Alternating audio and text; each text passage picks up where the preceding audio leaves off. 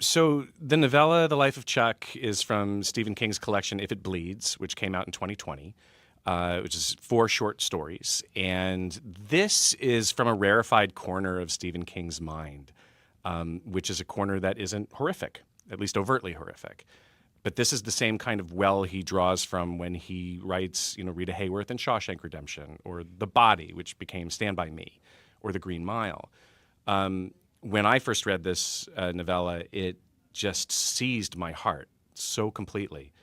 I really wanted it to exist out there as a movie and hoped very much that I would get a chance to do that. But I think people don't give Steve enough credit for the humanist that he is and for the enormous heart that kind of beats behind all of the horror. His horror works because he's a man who really loves his characters, and that's what makes the horror land. It's about the people. This film especially, just seeing it come to life, I think that I definitely noticed that, I read the script for the first time, and it's a different process of reading the script and then actually seeing it on the screen. It came together so beautifully, and it tells a remarkable story about, what a human being goes through and what it is like to, live on our planet. And it's really a beautiful story just about a man and how he appreciates why he appreciates that he's here, and he appreciates the things that are around him. He's trying to put it out there that, time could be running out, but let's spend every moment that we have together and savor those moments that we have. To see it play in front, I saw it once alone when Mike showed it to me, and last night was just a revelation because the audience, it was so responsive and so riveted. They seemed to get every nuance, every detail, laughter at the repetition of the sign, thanks for 39 great years. I think one of the difficulties about promoting it is it's indescribable, at least for me. All I could say was, you've got to see it.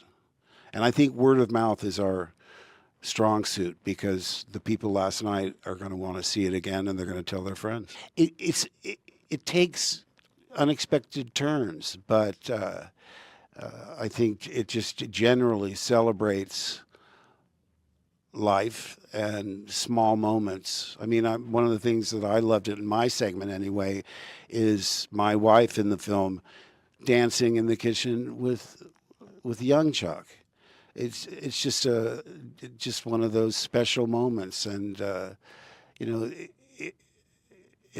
takes such abrupt turns. I mean, there's the joyfulness of that dance sequence is indescribable. Oh, and I only met Chiwetel because I visited the set the first day. That's right. And he was there with Carl Lumley. So it's one of those frustrating things, because it happens a lot where you're working with these wonderful actors, but you don't have any scenes with them. But as I say, it was an honor acting near you.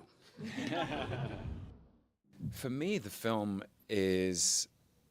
expresses something that resonated very deeply with me personally when I read it, which is that inside the soul of every human being, of Chuck and of all of us and of everyone in the audience, is a universe of connections which are real and imagined. And that universe is like a constellation in the night sky. And that in the last hours of our lives, there will be moments and images and memories of the people we loved and the magic we shared with them. And that the life of Chuck is about ostensibly the life of one man, and as his life comes to an end, so does his internal universe, which contains these multitudes, as expressed by the Walt Whitman poem. And it spoke to me so deeply because it was a reminder that life is precious and fragile and brief. None of us are here for long. And It is full of struggle and pain and suffering. That's true, but it's also full of joy, and the joy is there to be savored with those people with whom you have those connections. And it just felt so. Stephen King's short story and Mike's film is so resolutely on the side of life. And it's about what life means in its essence, what it means to be alive, to dance, to find joy in math or numbers, to find joy in music or literature, or a connection between a man and a woman, a husband and a wife. It is about finding the joy, inhabiting it and celebrating it, because that's all we have. Yeah, everything. It's about that the profundity of the experience, of life and of the connections that we have, and of the sort of vastness of the universe and the vastness of our souls. That our sense of ourselves is so complex and deep and full, and our lives are so rich. And then seeing it in the context, like analyzing one person's experience and allowing it.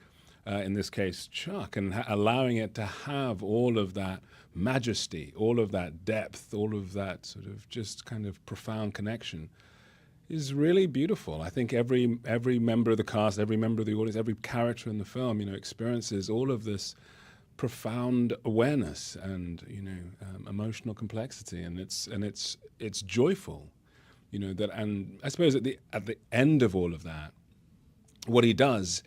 Chuck, is dance. And that's a real message, to all of us, that it's all you can do, really, in the face of how complex and vast this experience is to try to enjoy it, and to dance a little like Chuck. What I mainly took away from the film is that when you have the luxury of hindsight and you're looking back on your life, what are the things that really matter? And there's so many things that we place so much weight on in our lives that will just fall away when you're faced with it being the end of everything. And so, that's something that I think we all could afford to remember throughout our lives, but it's extremely difficult when you're in the thick of it, and you only can really do that in retrospect. And I think also how temporary everything is and how beautiful it is because it's not infinite is something that really resonated with me as well. Well, I just realized that she was doing an American accent in the film for the first time. I think it's no secret that I currently have the rights to the Dark Tower series, which has been a dream project of mine for a very long time, and I know is a project very important to Steve to get out into the world. It's such a juggernaut. It's 8 novels. It's epic. That we've been steadily making progress on it for a few years now. But that thing just weighs a ton. As a series, yeah. But the beautiful thing is that I can't think of another contemporary author as prolific at the moment as Steve is. I mean, I feel like he's got a new book every couple of weeks at this point. It feels like, anyway. There's just no shortage of stories of his that I adore, and I'd love a chance to play with. But this one, I knew as soon as I finished reading it, this one was very special, and I don't know that I'll ever have a chance to work on something like this one again. I hope so.